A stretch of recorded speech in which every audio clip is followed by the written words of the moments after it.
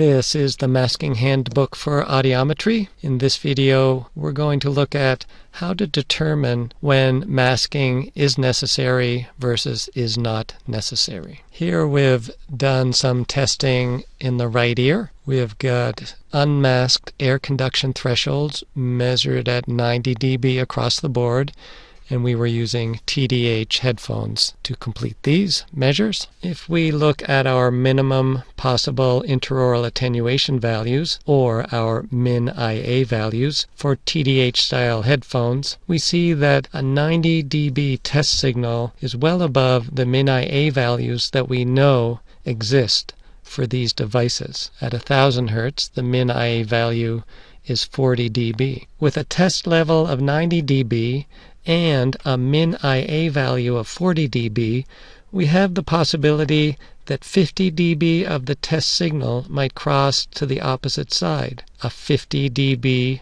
POT-CR value. We've exposed the hearing in the left ear on this slide. In this case, it's very good. Can we now be sure that the right ear thresholds are coming from the right ear? Let's check. The POT-CR value of 50 dB is a high amount of possible crossover. With the hearing being so good in the left ear, we see it's possible for the left ear to hear a 50 dB crossed 1000 Hz test tone. So we can't be sure that the right ear was the ear being tested in this case. We'd need to mask. Let's look at a new subject with the same air conduction thresholds from the right ear. For this person, the hearing in the non-test left ear is different. There's the same amount of potential crossover. However, although the POT-CR is high, test results from the left ear mean that the left ear would not be able to hear the crossover amount. The unmasked bone conduction threshold shows that the left cochlea can only hear at a 60 dB level. That means that if 50 dB crossed to the left ear, it would not be able to hear it. Masking is not necessary for the right air conduction test situation in this case.